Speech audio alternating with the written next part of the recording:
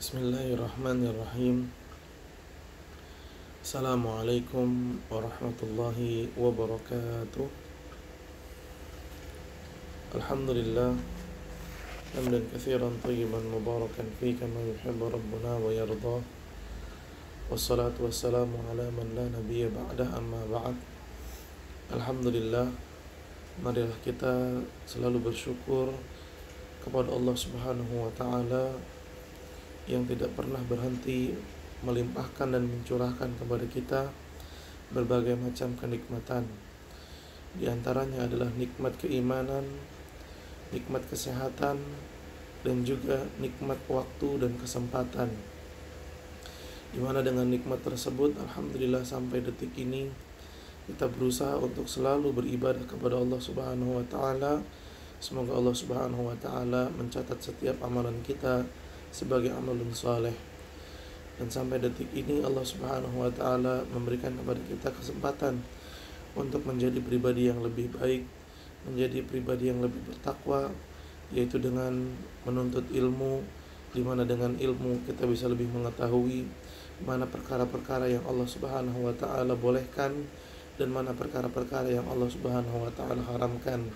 Semoga Allah Subhanahu wa taala menjadikan kita orang-orang yang berilmu dan mengamalkan ilmu tersebut serta menyampaikan ilmu tersebut kepada orang yang lainnya. Salawat dan salam marilah kita senantiasa membacanya kepada junjungan kita, Nabi kita yang mulia, Nabi Muhammad sallallahu alaihi wasallam, juga kepada keluarganya, kepada para sahabatnya, dan kepada orang-orang yang selalu setia mengikuti jejak sunnah beliau hingga hari kiamat. Allahumma la sahla illa ma ja'altahu sahla wa anta taj'alul hazana idza syi'ta sahla. Rabbi shrah li sadri wa yassir li amri wahlul 'uqdatam min lisani yafqahu qawli. Rabbana zidna ilman warzuqna fahman. Taib, ahibati fillah, pada pertemuan yang lalu kita membahas dua materi. Yang pertama adalah Ihya'ul Mawad, yaitu menghidupkan atau mengelola tanah yang mati, sehingga dengan mengelola atau menghidupkan tanah yang mati tersebut, orang yang melakukannya pun berhak menjadi pemilik tanah itu. Atau dengan bahasa yang lain, apabila terdapat sebidang tanah kosong, tanah yang mati, tidak diketahui pemiliknya siapa, dan belum ada tanda-tanda kepemilikan, kemudian datang seseorang mengelola tanah tersebut yang tadinya kering menjadi subur, atau memager tanah tersebut, maka orang yang melakukan itu dia berhak untuk memiliki tanah tersebut. Kemudian pada pertemuan yang lalu kita juga membahas tentang al-ju'alah atau al-ji'alah, yang artinya adalah sayembara, menetapkan suatu hadiah untuk suatu pekerjaan tertentu. Contoh misalnya, jika seseorang kehilangan kendaraan, lalu dia mengatakan kepada khalayak umum, siapa yang bisa menemukan kendaraan saya, maka saya akan menghadiahkannya uang sebesar 5 juta, misalnya seperti itu. Ini namanya al-ji'alah atau al-ju'alah, dan ini hukumnya boleh selama tidak bertentangan dengan syariat Islam. Contohnya apa? Contohnya seseorang melakukan sayembara tapi pada amalan yang diharamkan, seperti bernyanyi atau bermain musik atau membuat alat-alat yang diharamkan oleh agama Islam. Baik. Insyaallah pada pertemuan kita saat ini kita akan masuk ke dalam pembahasan yang baru. Baik, kita baca Al-Babu Al-Hadi Wal-Ishrun, bab 21, Al-Luqatatu Wal-Laqitu wa fihi masailu. Bab 21 ini membahas tentang luqatah dan laqit. Pada bab ke-21 ini akan ada beberapa permasalahan yang akan dibahas. Baik, seperti biasa, setiap bab akan diawali dengan pengertian dari judul bab tersebut. Di sini penulis mengatakan al-mas'alatul ula, permasalahan yang pertama, makna luqatati wa hukmuha. Pengertian luqatah dan hukumnya.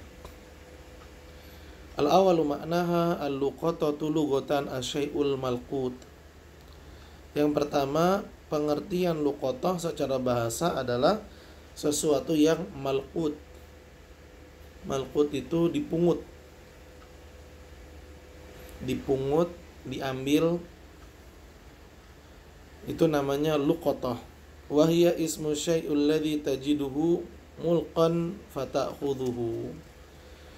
Luqatah ini adalah ungkapan untuk barang yang kamu temui tergeletak. Kamu temui tergeletak lalu kamu mengambilnya. Nah, barang tersebut dalam bahasa Arab disebut dengan luqatah.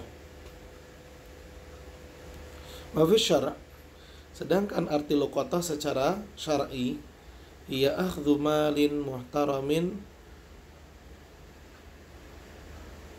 min madiya'atin liyahfadhahu aw liyatamallakahu ba'da ta'rifi. Makna luqatah secara syariat artinya mengambil barang yang berharga, muhtaram, bernilai. Mengambil barang yang berharga min madiya'atin, supaya barang tersebut gak sia-sia, hilang, hancur, rusak kalau dibiarin dan gak diambil. Sekali lagi, mengambil barang yang bernilai, berharga. Kenapa diambil? Supaya barang tersebut gak sia-sia. Maksudnya gak sia-sia, kalau dibiarin gak diambil, takutnya malah kelindes, rusak, hancur, jadinya muwadzir. Jadi diambil, liyahfadhahu, kemudian disimpan, dijaga, auliyatamallakahu, atau berusaha untuk memilikinya. Bagaimana caranya? Ba'da ta'rif, setelah diumumkan. Artinya gini ya ikhwan, contoh, ketika kita sedang berjalan di suatu jalan, kita menemukan ada dompet tergeletak misalnya. Lalu di dompet tersebut, di dalamnya banyak uang, ada 1 juta misalnya.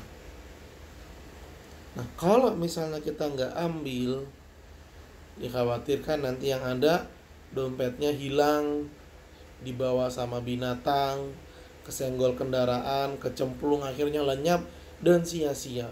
Maka kita ambil. Dan kita pengen memiliki dompet serta isinya itu supaya bisa kita manfaatkan. Bisa jadi milik kita dompet tersebut kalau kita sudah mengumumkan dompet ini ke orang-orang. Siapa pemilik dompet ini? Silakan yang merasa datang ke saya. Kalau sudah diumumkan seperti itu namun tidak ada yang mengakui, tidak ada yang datang, maka kita bisa memanfaatkan uang tersebut. Baik, asani, yang kedua, hukmuha wa adillatuha, hukum luqatah dan dalilnya. Wal aslu fiha hadithu Zaidin bin Khalid al-Juhani radhiyallahu anhu anna Nabiya sallallahu alaihi wasallam su'ila an luqatatiz zahabi awil waraq, yakni al-fiddah, faqala i'rif wika'aha wa ifasaha thumma arifha sanatan fa illam ta'rif fastanfiq